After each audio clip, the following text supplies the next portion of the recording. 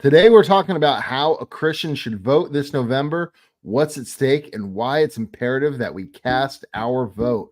And if you stick around for the end of the episode, we are going to tell you how and why evangelical Christians may be the very group that decides the outcome of this year's election. You're listening to the That You May Know Him podcast, illuminating biblical truth, applying it to faith, life, and culture. I'm your host, Jesse Dunn, joined by my co-host, Blake Barbera. Blake, how you doing today, man? Doing good, Jess. I'm super stoked for this episode. I feel like I say that every time, but I usually always am stoked for these episodes, especially this one. We got two controversial, topics in back-to-back weeks. I like talking about controversial topics. Yeah, it's not really controversial to me, but my wife said to me, she's like, that's pretty polarizing. I'm like, yeah, I know. Yeah, I mean, it's not controversial to us, but it is to a lot of people. So, and dude, I gotta tell you, Jesse, like I love the look you're bringing to the episode this morning.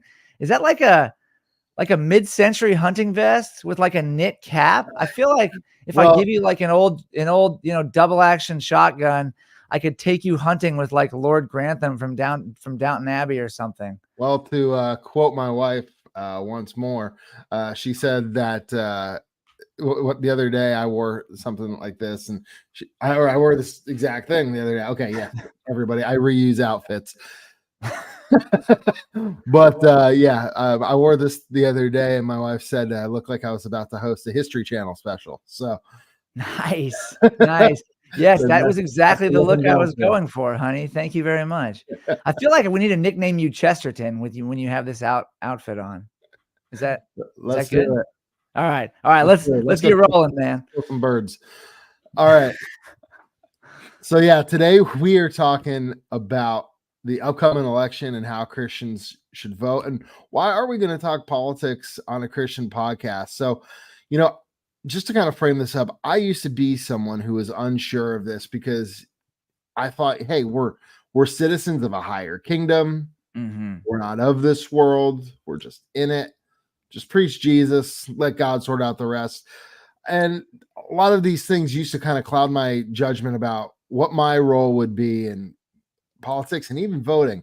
But the older that I get, the more I see our nation fall, not just into moral decline, but what I'd actually describe as a spirit of lawlessness or the spirit of Antichrist. What we're seeing in our nation, in our world today, is not only a world that is agnostic towards God and his ways, but one that is actively seeking to promote every single thing that opposes God's heart. A heart change is needed for sure. And I want to recognize right off the bat, only Jesus can do that. But I want to live in a world where my children have the best chance of not being influenced by woke ideology or to just follow their own path and do as they choose. To do that, we have to wake up and realize that political issues are moral issues. And moral issues ultimately are biblical issues. As Christians, we understand the fact that we don't get to choose what is right and wrong. That right is reserved for God alone. Amen. In fact, the very first sin, the fall of mankind, Adam decided that his own morality was higher than God's command when he decided, what's the big deal if I eat this piece of fruit? Only God gets to determine morality. And as such, that has political implications that we just can't ignore. Yep. Yeah, well said, brother. Basic Christian apologetics. Most people agree that there is such thing as human morality, and that there is a universal moral code. And if there's a universal moral law, you have to ask the question, who gave it to us? Where did it come from? Why are we as humans intrinsically moral people with consciences that we're born with, and none of the other? I mean, that's sort of what makes us different from all the rest of the creatures that God created, isn't it? Yeah, absolutely. Yeah. I think it's important to talk about this issue because you can't be biblical without being political, right? A lot of people say, why get political, or, keep your politics out of the pulpit. I'll never forget the last church that I worked at. I was pretty new there, still pretty young. It was one of the first sermons I ever preached at that church. It was on King Hezekiah. It was from 2 Kings. And I was telling the story about how the Assyrians were invading Judah.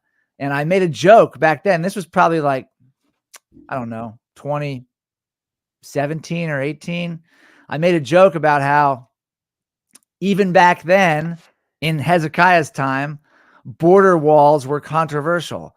And most people laughed, and it was just a joke, right? This was like the first couple of years of Trump's presidency. And I remember a lady coming up to me, an older lady who I'd never talked to, right after the sermon, and she like looked at me and she said, "You keep your politics out of the pulpit next time." And I was like shocked, to the point where, and she said it and she immediately like walked toward the exit. And I didn't have time to really respond or process, although, because I was pretty shocked. Although nowadays I think I would have responded immediately and challenged her. But it's just crazy because that was an example of like, I wasn't even really getting political. I was just making a joke that sort of was affiliated with like the modern day political situation. But people are so touchy and so sensitive when it comes to talking about politics, especially in seeker-friendly churches. If you go to a church that's really biblical, like the church that my wife and I currently go to, the pastor is not afraid to talk about politics at all. He's pretty much just like, "Hey, this is how it is from my perspective. If you're a Christian, if you don't like it, sorry." But to get back to the main point, you can't be biblical without being political. In fact, the entire story of the Bible is about God being a king with a kingdom. What did he first establish in the Garden of Eden? He established a kingdom, and he created people who were subjects of that kingdom, who he happened to love deeply, and the kingdom was usurped because of immorality and disobedience. And from that point onward, the entire story of the Bible is about God redeeming his kingdom and his people who are a part of his kingdom. The story of Israel starts, and what makes them not only does it start with God challenging a nation, an actual nation on earth called Egypt, but what happens when he sets his people free from that wicked nation? By getting actively involved. He says to them, "You're not going to be like any of the other nations in the world who have a king, a human king as their leader. What's going to make you different is I'm going to be your king." And we know what happened. The people eventually wanted a human king like all the other nations. They wanted a person that they could follow. We know how that went. And then if you fast forward, I mean, there's a lot to fast forward through, right? But there's a lot of political things that we skip over if we don't read the Old Testament, like the fact that Daniel served in the Babylonian and the Persian governments, like the fact that Mordecai served in the Persian government, like the fact that, Judah itself, Judah and Israel itself, God's nations were, the entire history was filled with kings and political activities and God defending them against other empires. But we get to Jesus, and what's the first thing said about Jesus's ministry by both himself and John the Baptist? They basically essentially say, the scriptures have been fulfilled and the kingdom of God is here. The kingdom of God has come. This is the time of fulfillment that was written about in all the Old Testament prophecies. The time of fulfillment is now, and the kingdom of God is upon you. Jesus literally came to usher in a new kingdom. And then the last words he said before he ascended to heaven was what? All authority in heaven and on earth has been given to me. Therefore, to his disciples, go make disciples. So the entire Bible is political. It's all about a king and a kingdom. There's one king who currently sits on the throne above all the rest of all the other kings. It's Jesus, who's at the right hand of God, who's actively engaged in overseeing the affairs of the world, and we are his body. We are his body. We're his hands and feet on the earth. So the idea that we shouldn't get involved in politics, especially in a country like this where we have the God-given right that's been fought for and died for and defended and preserved and passed on to us, is just crazy. The entire Bible is political. And the story will end when the king establishes his sole and complete and full rulership over the entire new earth, and all the other kingdoms are done away with. But until then, of course, we have to be actively involved. So that's what I think. Jesse, there's one passage I think that we always need to remember. It's Daniel 2:20-21. Blessed be the name of God forever and ever, to whom belong wisdom and might. He changes times and seasons. He removes kings and he sets up kings. Who is it who does that? Our God does that. Our God does that. He sets them up and he removes them. So to act like we shouldn't be involved in the affairs of the world because we're not of the world, well, we're not of the world, but God is ruling over the world and we're his church. We're his bride. We're his body. If we're going to follow him, we should be involved. So what would you say to somebody who would actually use this verse to say the exact opposite, that it's God that sets up and takes down kings, so we really don't need to play a part in casting the vote? I would say curveball there, but what do you think? What would you throwing you a little curveball there, but what would you say to that? I would say, who is Jesus? Is he God or is he not? Does he represent the Father? Is he in perfect alignment with the Father? What did he ask us to do? Did he ask us to follow him? Okay. So if he's at the right hand of God, sitting on the throne, setting up and taking down kings, and we're supposed to follow him, should we get involved? Should we be praying? Should we be active? Should we be partaking in casting our vote that has a huge say in the future of our country when it comes to morality, when it comes to setting the standard for what we teach our kids? Or should we just leave that up to unbelievers who don't have the Holy Spirit, who don't love God, who have no morality, and who are fallen? It seems like a pretty easy choice when you put it that way. I think that idea is just silly. Great response. Thanks, man. What would you say? Yeah, I'd say the same thing. I'd say that we are here to be able to help execute the will of God, to be the hands and feet of Jesus here on this earth. And our goal is to help establish that kingdom of God here on earth, as it, let it be on earth as it is in heaven. Yeah. We are here to help usher that in. And if we take a back seat and let the world decide how it's going to be, we're going to get further and further away from what we want to see. Yeah. So absolutely, God is also ultimately in control. We know that. We don't debate that, but we have a responsibility to be his hands and feet. So yeah, absolutely. Totally. So Blake, we have some big issues to consider here this November as we are casting our vote for the president, for our nation's leaders, for our local and for our local city, state government officials. We have a lot of big issues to consider. I think we should start going through them. Now, we're not going to cover every single one of these issues today, but here's some of the things that are at stake for Christians. And I'll maybe jump into the first one that I see as a big issue. But I would say, and this is shouldn't be no surprise to any of our Christian listeners out there, abortion and the right to life. In every single instance, the victim of every abortion is the baby. And God has plans for every human life that comes into existence. Jeremiah 1:5 says, "Before I formed you in the womb, I knew you, and before you were born, I consecrated you." Psalms 139:13 says, "For you formed my inward parts, you knitted me together in my mother's womb. My frame was not hidden from you when I was being made in secret, intricately woven in the depths of the earth. Your eye saw my unformed substance. In your book were written, every one of them, the days that were formed for me, when as yet there was none of them." See, God knows and has plans for every single individual that is conceived here on this earth. And when at conception, God begins knitting you together with a plan. In fact, he had plans for you before that conception even took place and allowed that to happen. So for us to decide on our own to destroy that life, that is murder.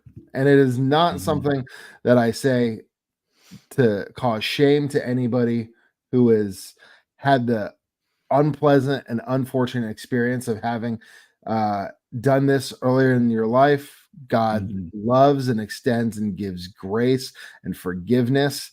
But ultimately, like every sin, abortion is the act of self-preservation, preserving yourself, your self-interests over and preferring that over someone else. Yeah.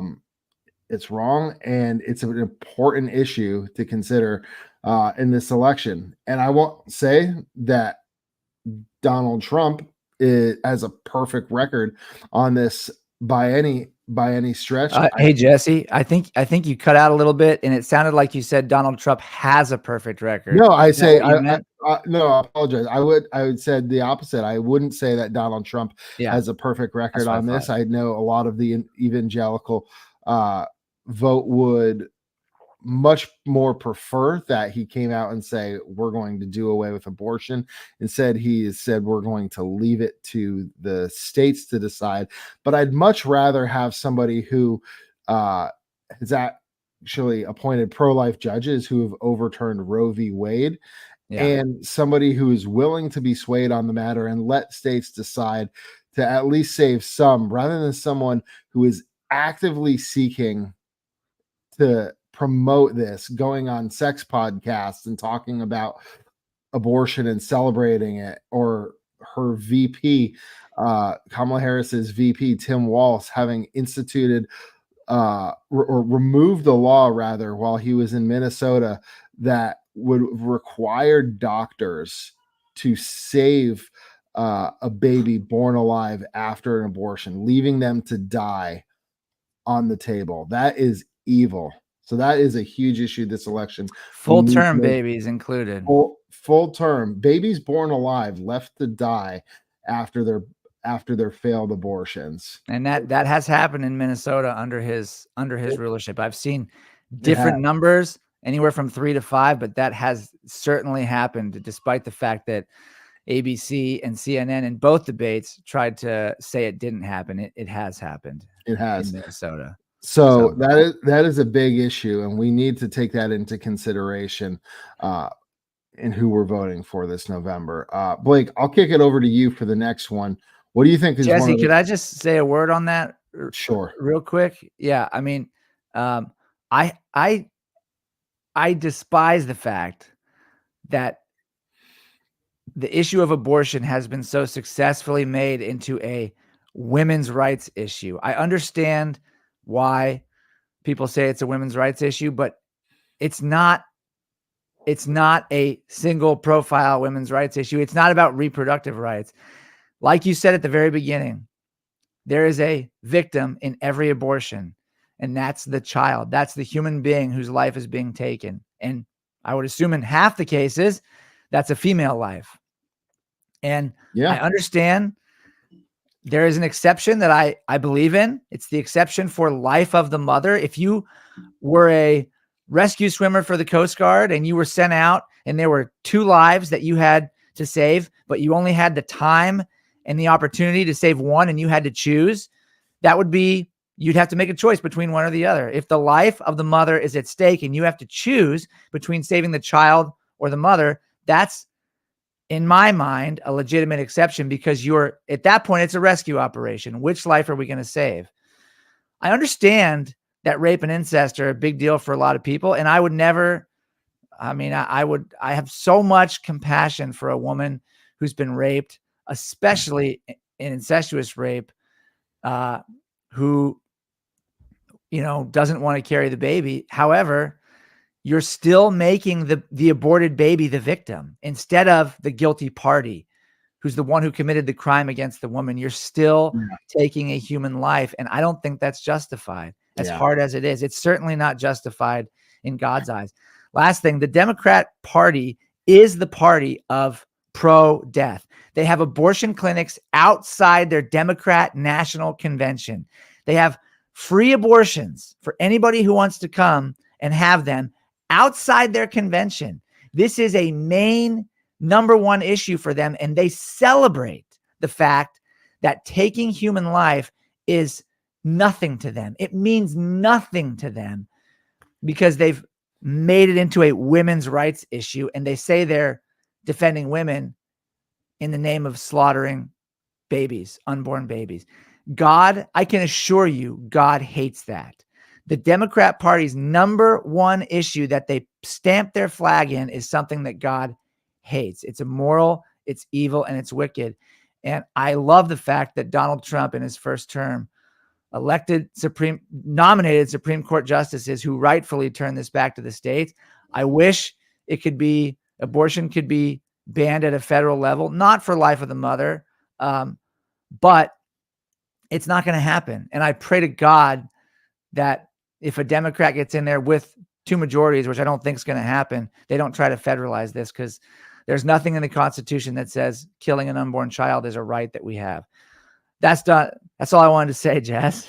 Let's go on to the next one. I mean, that's a very big one out of all the issues that are at hand. So we're spending a little more time on that. But what about the redefining of family? Can you talk to that a little bit? Because that is another big issue that is really important. And it may not be like if you go to Kamala Harris's website or Trump's website, it may or may, I haven't looked, it may or may not be something that is listed as an issue, but it is certainly an issue and it is certainly at stake. What would you say about this issue of redefining the family? Definitely. Yeah. It's been an issue since the days of Barack Obama. It's been, a main issue. And since the redefining of marriage by the Supreme Court during Obama's I believe his second term, but I could be wrong. It was either his first or second term. Look, the LGBTQ movement has done an excellent job winning the culture war over the last 25 years. And they have in many ways successfully redefined what family means. Family in the world, not just in the United States, used to mean a father and a mother and children. And now family, according to a lot of people, can be defined as 2 mommies and 2 daddies, or a daddy and 2 mommies, or 2 daddies and 1 mommy. And that is not what family is. And I don't care if the Supreme Court redefines words or passes new laws. The only person who gets to define what marriage and family are God, the one who created marriage and family. The reason I would never attend an LGBTQ wedding is because it's not a marriage in God's eyes. There's nothing there to celebrate. There is no such thing as a marriage between a man and a man or a woman and a woman in God's eyes. And redefining family is something that we humans just do not have the right to do, no matter how much we want to shake our fists and change, definitions. It's not good for society. It's not good for individuals. And it's certainly not good for children to not have traditional families. I'm sorry that there are women out there who are single mothers. But let's be honest, Jesse, at this point, people on the left and the Democrat Party celebrate the fact that many women are single mothers, and many women seek to be single mothers under the guise of this whole women's empowerment feminist movement, which is, again, immoral and not godly. God designed the family to reflect his church, his bride, his body. We're supposed to. Sorry, go ahead. Each family is supposed to reflect Christ and his church. A father who's willing to die for his family, a mother who is nurturing and loving and protecting and caring for and creating that holistic, tight-knit family environment, and children who are raised to love and respect their parents and love one another. And I will never, ever, ever allow my child or children to be in a school or in an institution or in a program where they're taught or told that family can be defined as 2 daddies or 2 mommies. It's not true. It's a lie. Absolutely. And Christians need to push back on this. Yeah.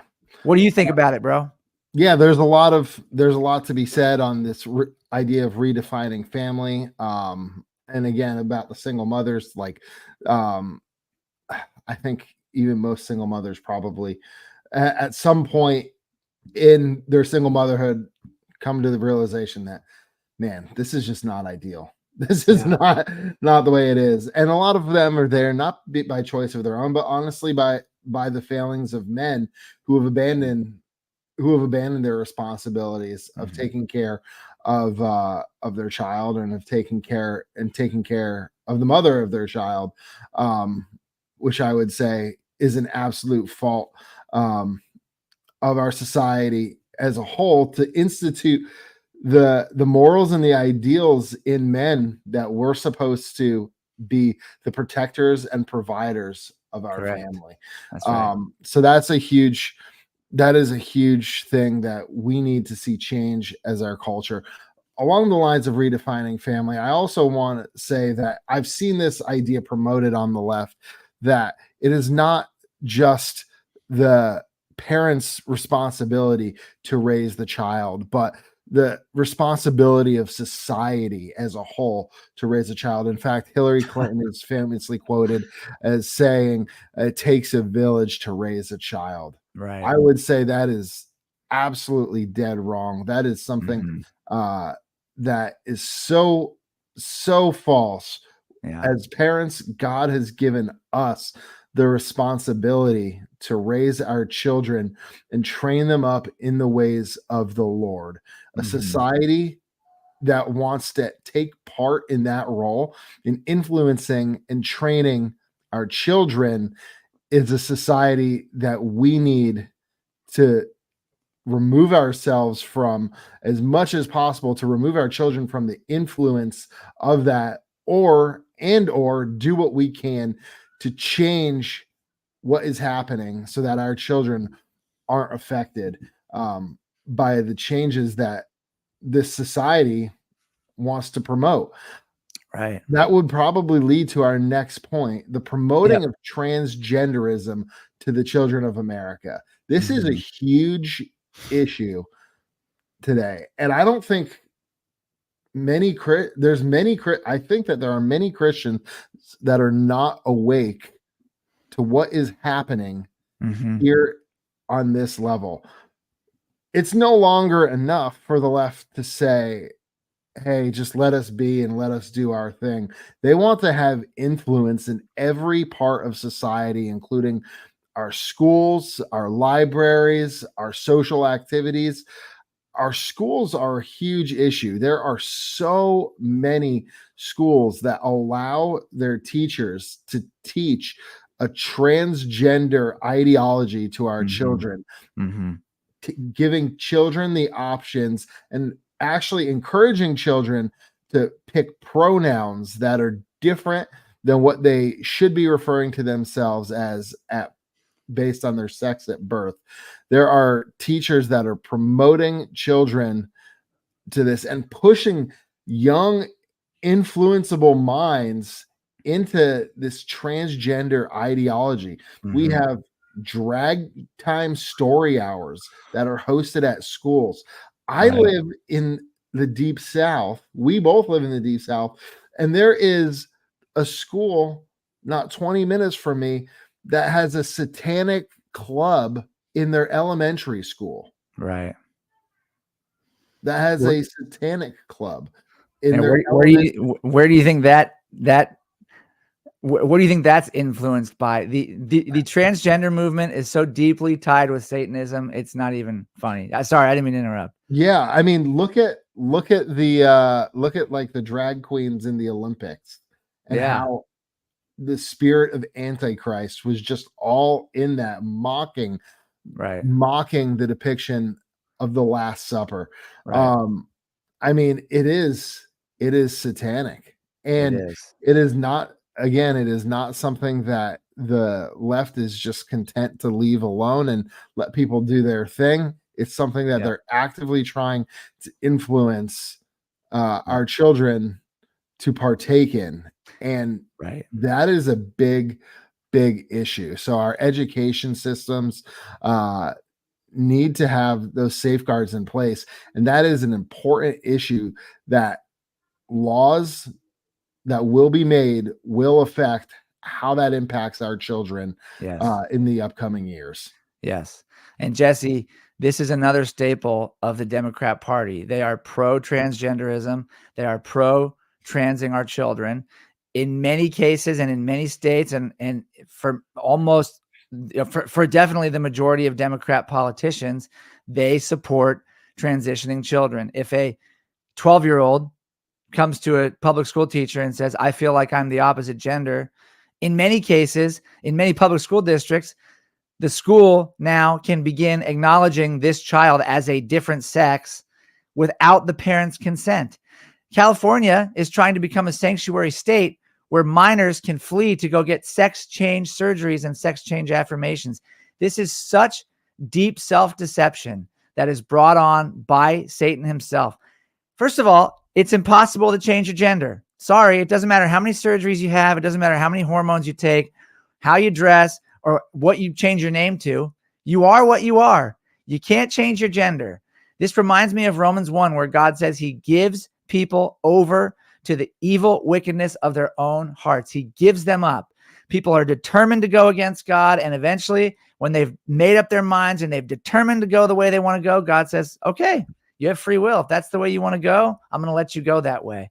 But to think that this is being imposed on our children, there were no kids 20, 30, 40, 50 years ago who were waking up. There was no great number of children waking up going, I think I'm the opposite sex, so I'm going to change my gender.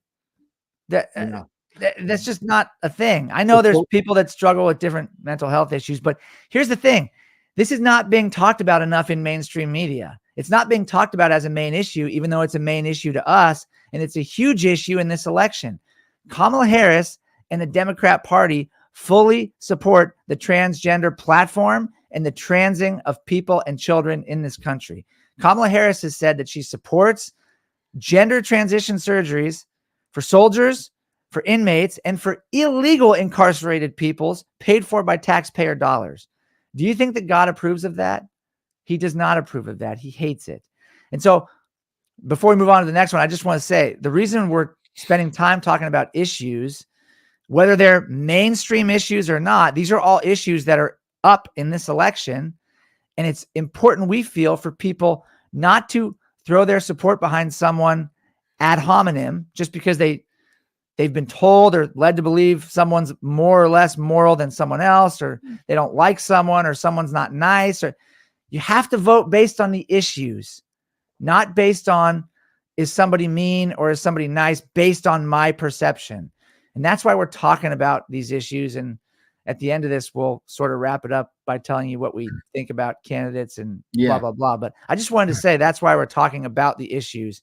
And Jesse, the next one sort of ties in with this one. It's LGBTQ issues, but also religious liberty.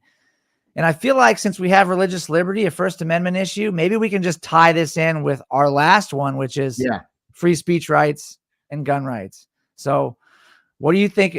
Are you cool with that?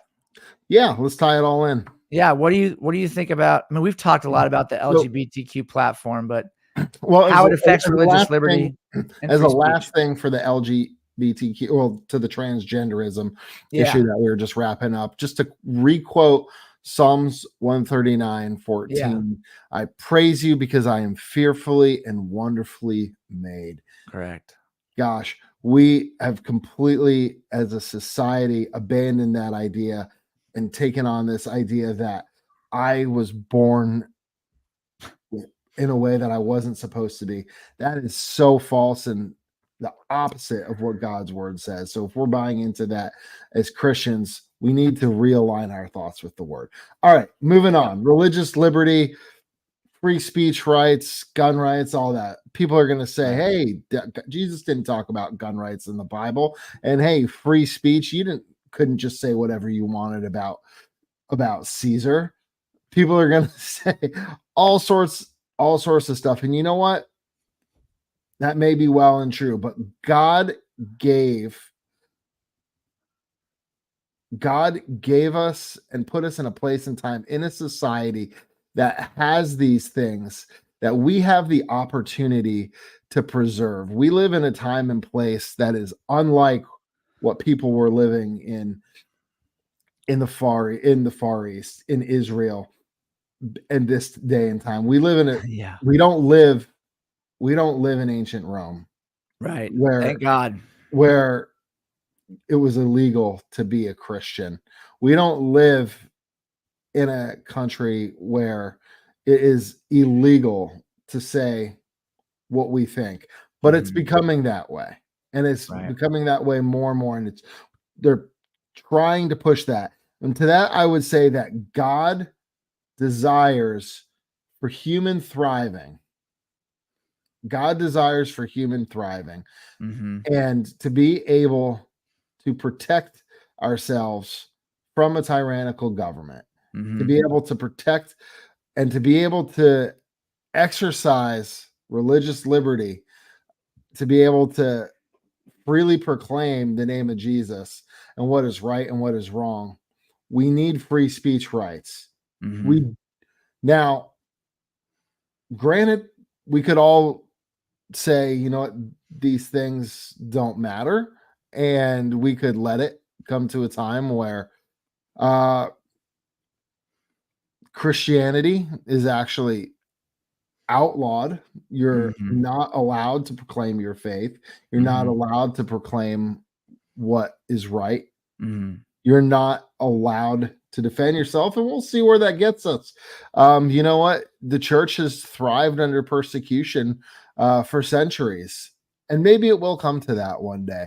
But for as long as we have breath as believers here in this world, I believe it's our responsibility to stand up to preserve that so that our children can live in a society where they're not in fear of speaking the truth, to be able then where they're not in fear of being able to share the gospel, where they're not in fear of being able to proclaim their faith in their schools. Mhm. Uh, these things are important. These Mhm. things are here for a reason. Um, and it's crucial that we vote based Mhm. on these issues. Mhm. The amount of censorship that the left has sought to impose over the last 4 years, especially, has been wildly ramped up compared to how it has ever been in the past. The amount of Mhm. what is deemed as what is, misinformation, Mhm. um, that is a newer phenomenon for the United States, to deem something as misinformation. We used to live in a society where you know one side says one thing, another side says another. If somebody's lying, it's going to come out in the wash. Right. But you know what? When when one party gets to control the narrative and on what is misinformation, Mhm. we've lost our right to free speech. We lost everything at that We've point. lost everything. Everything. And this This is a is what huge issue. Mhm. This is a huge issue on the ballot. Yeah, this is what people fled Europe and came here and fought and died for, was so that we would have the right to say what we want to say and to practice our religion freely. And the Second Amendment's directly tied in.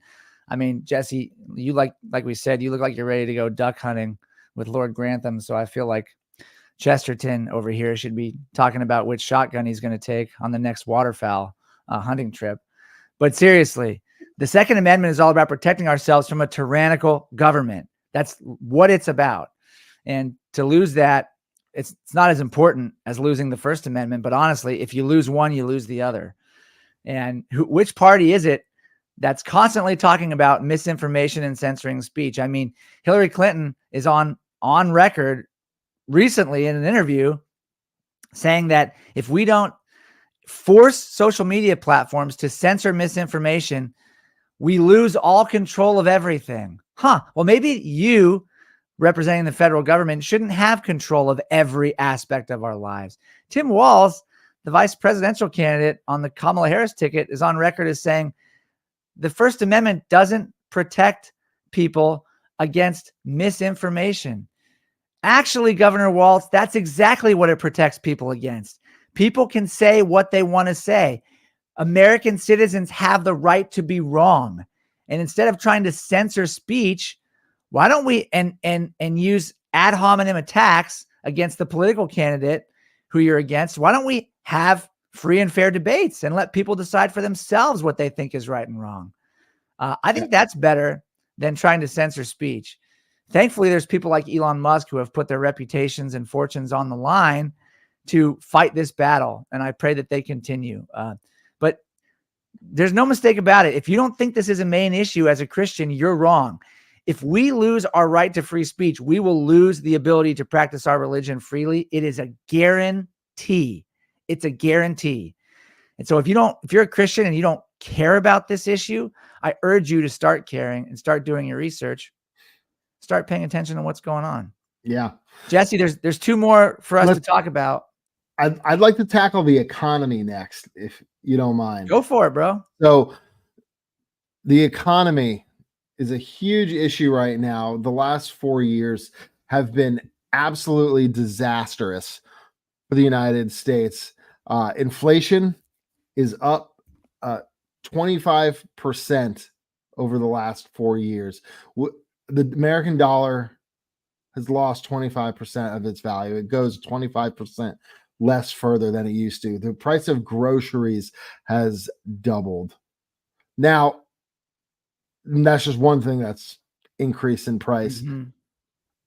One common pushback that I've gotten from people on the left that are genuine Christ-loving Christians that just happen to, they vote Democrat. Yeah. They vote Democrat out of a mindset of compassion, because they've grown up believing that the Democratic Party is the party that cares for the poor, that cares for the underprivileged, the underserved. I get why that some genuine Christians may feel that that is the right move. But let me ask you this, with the economy being the way it's been over the last 4 years, what people do you think are the most impacted, underserved, and burdened by the way the economy has been? It hasn't been the wealthy elites. It hasn't been the upper middle class. It's been the poor, the lower class, the underserved, the people that were struggling to make ends meet as it was, the single mother, the disenfranchised, the homeless. Those people are more impacted by the price of groceries being double what it was 4 years ago than anybody else. There's nobody struggling more right now than those people. On top of that, it's harder to find jobs than it was 4 years ago. Everything has completely shifted. So if you have a mindset of compassion for other people, I'd urge you to vote based on that, knowing that Kamala Harris has been a part of what has gone on in the past 4 years. She is on record saying that Bidenomics is working. She is on record saying that she would do nothing different. Yeah. Now, I don't know if you want more of the same, but if you have if you are a Democrat Christian and are listening to this and you have compassion for those who are struggling, wouldn't you say it's time for a change? Yeah. And Jesse, is it okay if I just advance your point a little bit? Please, go ahead. One other sort of buffer. Kamala Harris talks about how she's going to help the economy. She's been in office for 3.5 years. And why haven't you? one of the worst economies we've ever had for this long of a stretch. And she goes out and she always says, there's this economist and this publication and this who says that Donald Trump's plan for the economy is not going to work and mine is. Well, first of all, we've never actually heard your plan for the economy, because this is what she says every time she's asked. I am going to lower prices for the middle class, and I'm going to ensure that first-time home buyers get a $25,000 deposit toward buying a home. What are you going to do to fix the economy? She can't answer the question. First of all, giving people $25,000 to buy a home from taxpayers. Remember, this is all coming from taxpayers, is not going to fix the economy. It's going to make home prices go up. Second of all, how do you plan on lowering prices for the middle class? That's not an answer for anything. That's not an answer. She has no plan. Meanwhile, Donald Trump has not only a 4-year track record of a booming economy, he's also willing to go toe-to-toe with anybody on how and why his plan works. He was just at the Chicago Economic Forum 2 days ago, going up against a professional economist, the guy who's the head of an economic club. This is his full-time job. And this guy's trying to push him and saying, your tariff plan doesn't work. And Donald Trump's saying, I know it's hard to hear this because you've been talking about tariffs for 20 years, but you're wrong. And I'm going to tell you exactly why it works. And then spending 15 minutes outlining why his plan works and why it helps the economy overall to an audience that's mostly Democrat, standing up and cheering and applauding him. So would you prefer someone with a 4-year track record of a booming economy who understands the issues on a deep level versus someone who I don't think understands the issues at all, who parrots the two same points repeatedly, and whose track record in office is a horrible economy for a long stretch of time? Don't be deceived. And if you only get your news from CNN or MSNBC or ABC, you probably will be deceived on this issue.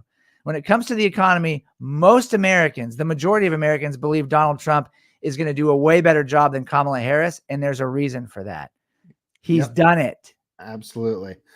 The last issue we were going to talk about today is the border.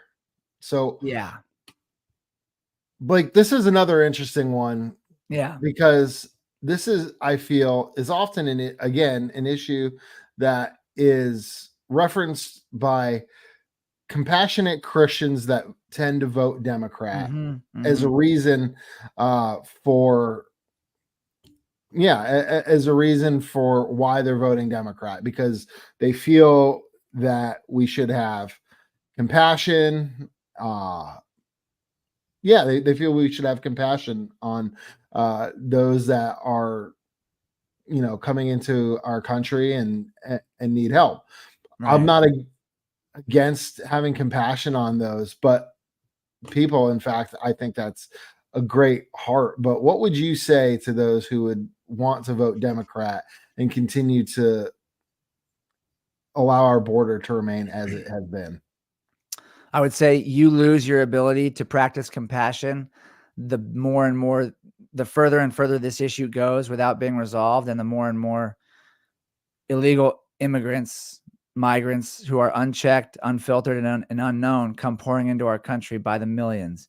You lose your ability to practice compassion as we lose our ability to be thriving, independent communities that have strong families and strong churches and strong people who are able and willing to take their resources and help other people. If you don't have a border, you don't have a country. And there's examples of this all through the Bible. What did Hezekiah do to protect Judah against the Assyrians? He built a border. What's the story of Nehemiah and Ezra about? People coming back from Babylon to Judah to build a border for their country. What does the book of Daniel start with? A country without a border that gets invaded by an army. I don't think it's compassionate to talk about having compassion on migrants to talk about the border issue in the name of compassion, when really the undercurrent is we have a huge issue that we don't want to deal with, that has to be dealt with. We have anywhere from 6 to 16 or maybe 18 or 20 million people who have crossed the border in the last 4 years. With that has come billions of dollars of illegal drugs that have cost American citizens their lives. Upwards of hundreds of thousands of people have died. Hundreds of thousands of people have died in the fentanyl crisis. It comes with the names of individuals like Kate Steinle, Laken Riley, Molly Tibbetts, women who have been killed, raped, murdered by illegal migrants who are members of gangs and drug cartels who have come here and committed horrible, horrific crimes. All this could be stopped by simply fixing the border. Trump said it 8 years ago. We need to build a wall. He tried to do it. He didn't get it done. I hope he gets it done this time, especially since Kamala Harris has said recently, now she thinks we need to build a wall, even though before she called it inhumane and barbaric. And at the beginning of the Biden-Harris administration, they took all the materials that had been purchased using taxpayer dollars by the Trump administration, 2016 to 2020, and sold them off to the cheapest bidder. This is not an issue that is just one-sided, where Christians, it's the same quote you hear all these Democrat Christian politicians say. What about loving your neighbor? Loving your neighbor is not letting your neighborhood be overrun by people who may be criminals, who are here illegally, and who in many cases have a completely different cultural background and have come here with no understanding whatsoever of our culture, of the way we act, of the way we do things. Donald Trump was checked pretty hard in his debate with Kamala Harris about Springfield, Ohio. My family on one side is from Springfield, Ohio. And contrary to what people have said, there are videos of people at the Springfield town hall going and saying, yes, my dog or my cat has disappeared. There's 60,000 Haitian people in my small town. It has nothing to do with people being Haitian. There's 60,000 illegal migrants living in my town. My dogs and cats have disappeared. I go in my grocery store and there's open cans of food that are half eaten, that have been dumped and left on the floor. There's feces in my neighborhood. There's all these issues. And people want to say, well, if you really loved your neighbor, you wouldn't be opposed to illegal migrants coming through our southern border to the tune of millions of people a year and invading our neighborhoods. It's not loving your neighbor when you actually start with the neighbor who lives right next to you, who's being affected by all this. Yeah. And it's certainly not loving your neighbor when you support a political party who is doing everything they can to get these millions and millions of people to vote for their candidates so that they can remain in power, when voting illegally, when voting without being a citizen in the United States is illegal. Yeah. And that's absolutely. all put under the guise of voter rights. Republicans want to suppress the vote by requiring ID in order to vote. That's not suppressing the vote. That's upholding the law. So absolutely.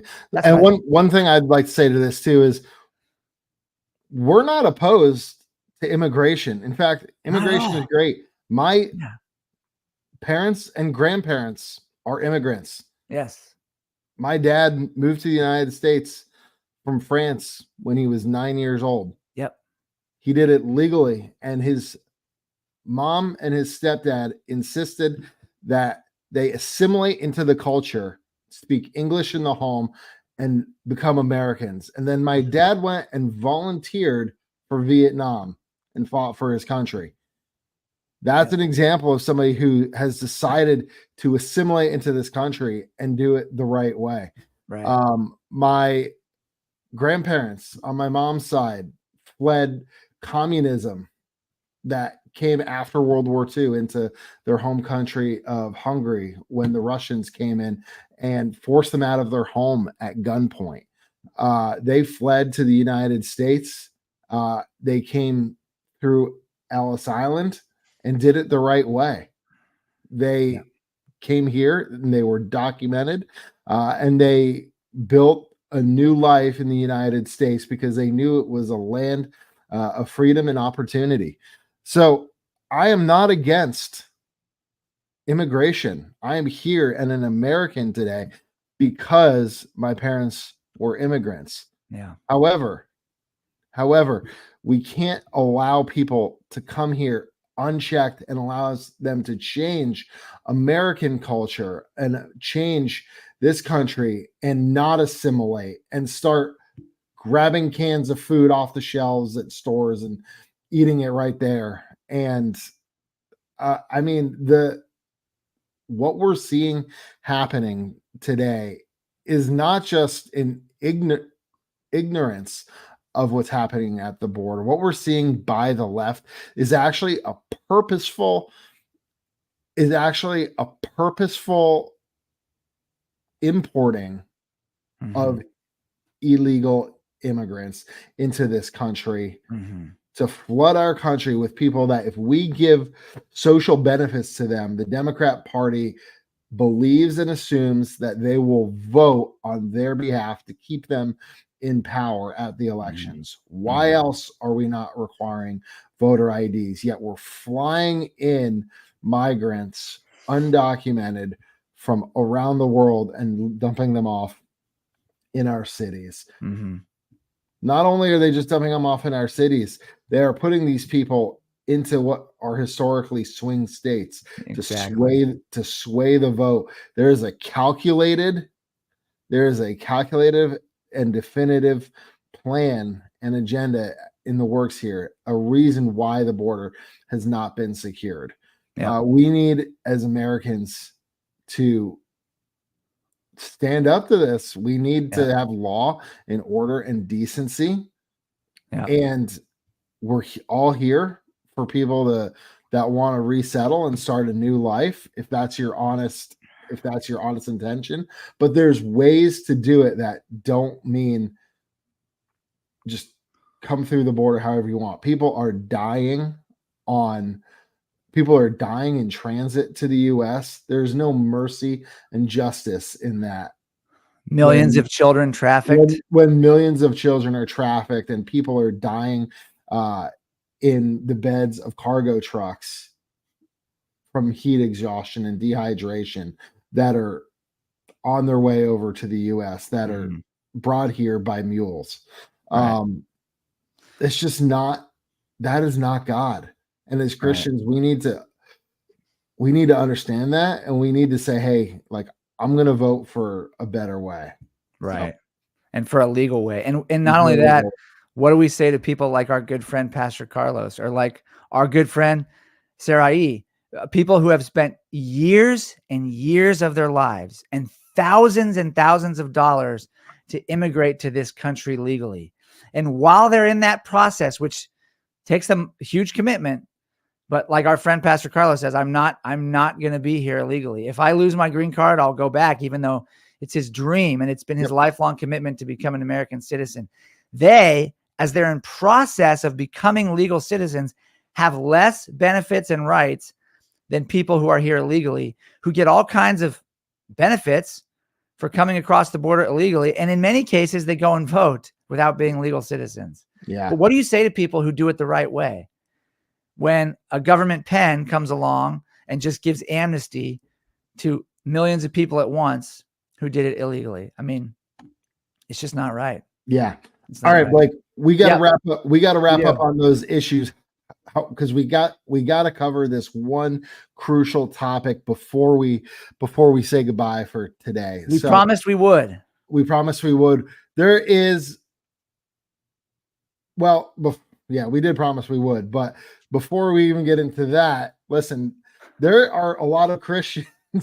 I know where you're going with this, but we have to cover this. There's a lot of Christians out there who would say that they're not going to vote for either candidate because both of them are morally compromised. What would you say to somebody who says we're not going to vote for either candidate? Yeah, I'm going to, if it's okay with you, Jesse, I'm going to answer that question while I also answer the question of how and is it possible and how the evangelical Christian vote could determine the outcome of this election. Sure. Because I think they go hand in hand. And there are Christians, I have personal friends who I love and respect dearly, who say they're not going to vote because what you just said, both parties are immoral. Neither person. You go into that. I can cover that. Okay. Yeah. Neither person has the character to receive my vote for higher office. I can dive into that. It shouldn't surprise us to know that Donald Trump carries about 85% of the evangelical Christian vote. Why is this? For all the reasons that we've discussed and outlined in this episode. For the most part, evangelicals vote their values. They vote their values. The ones who vote their values. They don't vote based on, does he tweet mean, or does he say things that aren't, the nicest all the time? And by the way, if you actually listen to what Donald Trump says, it's a lot. And actually listen to him speak. He's a totally different person than the picture that's painted on CNN and ABC, where they're now once again reverting, now that he's back ahead in the polls, reverting to his rally was echoing the Nazi rally of 1939. He is going to do a hostile takeover. He's Hitler returned in the flesh. That's just all nonsense.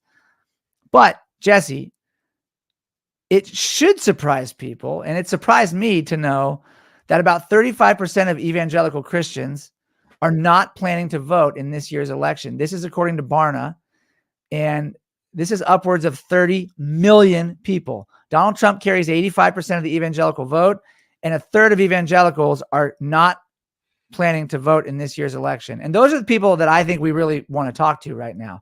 Most people have made up their minds if they're voting. The vast majority of people who plan on voting. But the people who aren't planning on voting, who listen to this podcast and who are Christians, just hear us out as we close up this episode. Why are they not planning on voting? 2 reasons. Like we just said, many Christians, on one hand, feel that it's a lost cause. The candidates are immoral. They can't vote for Trump because he doesn't have the character. And on the other hand, some say, well, we're in the world, but we're not of the world. That's the world's thing. Why get involved in politics? Let's just keep it about the kingdom. When it comes to the issue of Donald Trump's character, and he doesn't have the character required of someone running for higher office, this has been exacerbated by the fact that many evangelical pastors in recent years have gone full-blown woke. Ray Ortlund, famous evangelical pastor and author, just last week tweeted that he's voting for Kamala Harris. And he received a ton of backlash for this, and then he took down his tweet. His tweet was, "Never Trump, this year Harris, always Jesus." And tons of Christians and Christian leaders were like, dude, what are you talking about? What pipe are you smoking? And then, of course, he backed off and said it was misunderstood, which it wasn't. He meant exactly what he said. Several years ago, Christianity Today, the most famous and popular Christian magazine in America, made Russell Moore its editor-in-chief. He's been a massive anti-Trumper for years, and he's spent years trying to subtly convince Christians to become Democrats, even though the Democrat Party, at this point, almost their entire platform represents things that God hates, literally hates, and we've outlined them in this episode. He says that evangelical American Christians have lost the respect of the world by supporting Donald Trump. And I'd like to ask him and any Christian who's planning on voting for Kamala Harris or not voting at all, what's respectable about voting for a candidate who supports the murder of the unborn or gender transitioning minors, who supports minors having sex change surgeries, who supports the redefining of family, which is something that's impossible? What's respectable about any of that if you're a Christian? Then you have people, there's tons of these evangelical pastors that have gone woke. People like I've named Ray Ortlund, Russell Moore. You've got people like Andy Stanley, who has huge influence. I think his church has like 8 campuses. And years ago, he decided to stop preaching the Bible and start trying more to grow his church, grow his influence by preaching a seeker-friendly message that now has come full-blown, propping up LGBTQ people and totally discrediting Scripture and the Old Testament, telling people they need to unhitch parts from certain parts of the Bible. I don't mean to offend anybody who's ever gleaned from Andy Stanley or learned from him. He used to be a credible Bible teacher in my mind. At this point, he's a total sellout, and you can't trust what he says. He's a Democrat operative. And if you care about voting your values, please don't listen to people like this. These are hirelings, the people I've mentioned in just now. These are shepherds for sale. You've also got people like John Piper, who are genuine, committed, Bible-believing pastors who genuinely feel torn about voting for Donald Trump because of things he said in the past. I get it, but honestly, John Piper, we have the overturning of Roe versus Wade because Donald Trump had 4 years in office. Does that not matter to you? Does it not matter to you that millions of babies' lives are going to be saved because God used an imperfect person for 4 years as president of the United States? Because I think it should matter to you. How many times in the Bible did God use pagan, ignoble people to help his people? What did Cyrus, king of Babylon, do to help the people of Israel? Isaiah prophesied King Cyrus over 100 years before he was even born, that there would be a king in a foreign land that would send people back to rebuild the wall, that he would be a servant of Yahweh. It's one of the most robust, amazing Bible prophecies that we have. 100 years before Cyrus was born, Isaiah named him and said, this will be a tool in the hand of God. And Judah was able to go back and start rebuilding their temple. David fled to the Philistines and was helped by a king named Achish. The widow of Zarephath, another Gentile, fed Elijah for a long period of time during a horrible drought. Rahab, the harlot, helped defeat her own people to save Israel. Ruth, the Moabite, is in Jesus' lineage because she nobly laid down her own life to protect and save the legacy of Naomi, her Israelite mother-in-law.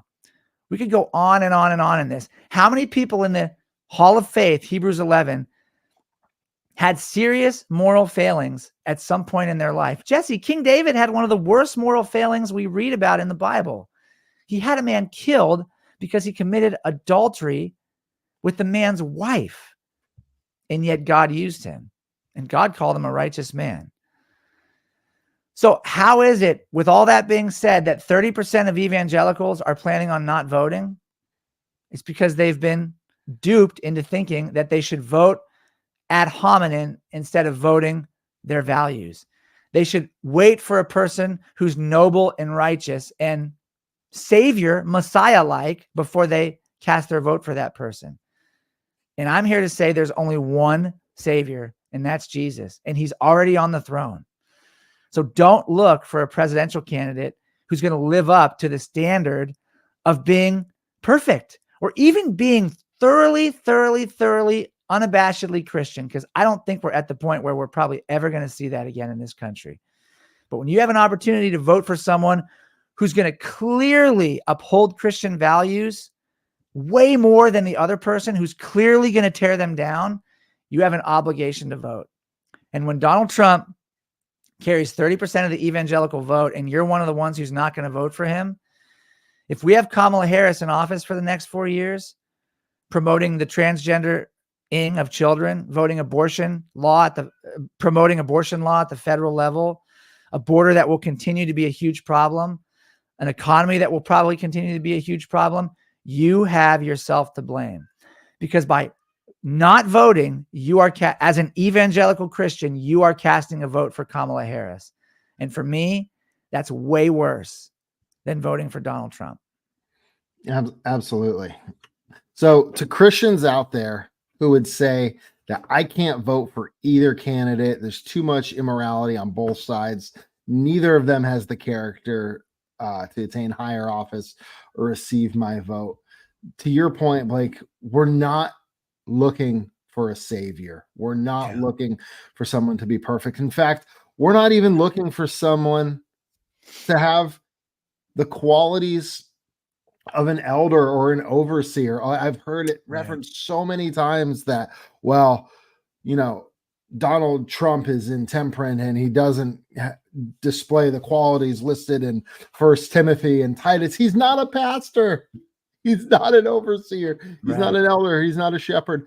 We're not electing a pastor. We're voting for a national leader who can lead our nation out of a period of decline. And yeah, does he have character flaws? Absolutely. Who doesn't? But he's going to continue to be strong on these issues that are important to the morality of our nation. When it comes to his character flaws, yes, he's absolutely had them, but he has done so much for this country in terms of bringing us back on the right track. Again, the appointing of the justices that have overturned Roe v. Wade. I can't say enough how important that was. And to say as a Christian, and this is also something I have heard, Blake, believe it or not, well, I know you can believe it, but because you probably heard it too, that hey, abortion is a Christian issue, and it's a Christian belief that that's wrong. And we can't, there's freedom of religion, and we can't force our beliefs on people, and we can't legislate morality. That is ridiculous. And in the famous words of Kamala Harris, when talking about taking away people's guns, by the way, but in the famous words of Kamala Harris, yes, we can. We can legislate morality, and we do legislate morality. Why is murder illegal? Huh? Every law in existence today legislates morality, and the mere existence of these laws proves to show that mankind is inherently self-centered and evil. Right. Why are there laws that I cannot steal your wallet? Why are there laws that I can't physically assault someone? Why are there laws that prevent manufacturing companies from dumping toxic waste in our waterways? Because people, corporations, everyone in existence are prone to being self-serving at the expense of others. That is exactly why we have laws. And that is exactly what abortion is. I mentioned it earlier. It is an act of self-preservation at the expense of another, an innocent human life. So whether or not I believe and agree with the laws saying that I can't physically assault someone or dump raw sewage into our drinking water, whether or not I agree with whether or not I can do that is irrelevant, because there are laws in place that legislate the morality that I am bound to uphold. So we can and do legislate morality, and we should continue to do so. And not voting is a vote for the other side. Without the evangelical Christian vote, and every evangelical Christian that believes in the importance of these issues casting their vote, this election is a sure victory for the left. That's going to ensure the final decline of our nation as we know it. We need to elect a strong leader who's not going to stand for the government trying to destroy the family unit, that's not going to allow our children to be indoctrinated with evil ideas or be influenced to say that there's something other than what God created them to be. And if we want to have a country left where we have the freedom to worship God who created us, folks, we're just going to say it. You need to cast your vote for Donald Trump. The Democratic ticket has abandoned all morality and everything that is good and holy. There are lifelong Democrats who have come out in droves and see this and have woken up and have taken the blinders off and seen just how far their party has gone down the tubes and into complete and utter immoral debauchery of all that is good and holy. So, legislating morality may never create a heart change. Only the Holy Spirit himself can do that, but it can prevent a world where our children are actively preyed upon by woke theology or ideology. And that is so far removed from the gospel. So we urge you, vote with what is right and what is good. Vote your values. Vote your values. Yeah. And please vote. That's right. Hey, Jesse, can I just say something that came to me while you were talking, and then we can close? Yeah. I don't mean to take the last word, but I'll give you credit because this came to me while you were talking. You know who we're voting for in this election? You're not voting for a king like David, because we have a king. Do you remember the leader of David's army all through the book of 2 Samuel and 1 Kings? David had a commander who led the army of Israel the entire time he was king. from the time he was a young man who protected him before he was king all the way through and actually outlived David. And this individual and David butted heads a lot. And David several times thought that this man was immoral and wicked, brutal, violent. And yet God left this man as the leader of David's army for David's entire life because he always did what was necessary to protect David and the people of God. And in fact, this individual, even though David felt he was brutal and violent, is one of only 2 people in the Bible to actually rebuke David to his face rightly. His name was Joab. He was the son of Zeruiah, or there's different pronunciations, but in the English Bible, it looks like Zeruiah, Zeruiah. This was actually the first cousin of King David. He had a brother named Abishai and another brother named Asahel who died young. But Joab, I encourage people to go read the story of David and Joab, because Joab was a tool in the hand of God. He was not nice. He was not, proper. He was not a gentleman, but he was there for a purpose, to protect the people of God and to protect David. And that's, I think, a much better example of who you're voting for in this election than to think about, well, am I voting for someone who's going to be like a king from the Old Testament? No, you're not. You're voting for someone who's going to be a protector of the values that we care about. Anyway, I just thought I'd share that's a good point. But even if you were, I mean, listen, I can't think of any moral failing that Trump has had that is quite on par with what David had done. I mean, he committed adultery with a man's wife, probably by using his power and influence as a king to coerce her into doing so, most kind of likely, and then had her husband murdered, essentially to cover up for his adulterous act. Trump hasn't done anything quite to that level that at least anybody is aware of to this day. So, just to say he doesn't have the character for us to elect him when God had actually chosen David to fulfill that role, knowing full well what he would do. Right. I think that's a little foolish. And yes, we're not electing a king. Jesus is our only king. We are electing a president. But and the only reason we talk about Donald Trump's moral failures is because he's a Republican. Kamala Harris has just as many. She had a multi-year ongoing affair with Willie Brown, the mayor of San Francisco, when he was married the whole time. I lived in California at the time, so let's not talk about as if one person's immoral and the other person is a moral, flower. It's just ridiculous. Yeah, absolutely. Yeah. All right, let's wrap it.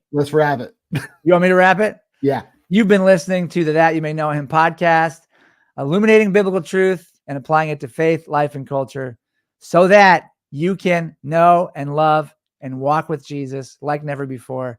It's been a pleasure. Thanks for sticking with us for a long episode. We hope and pray that it's been informative and that you will go and vote, which is your blood-bought, God-given right if you are an American citizen. Thank you for watching and listening to the show. We will talk to you next time. And until then, stay blessed, live loved, and remember to like and subscribe to That You May Know Him.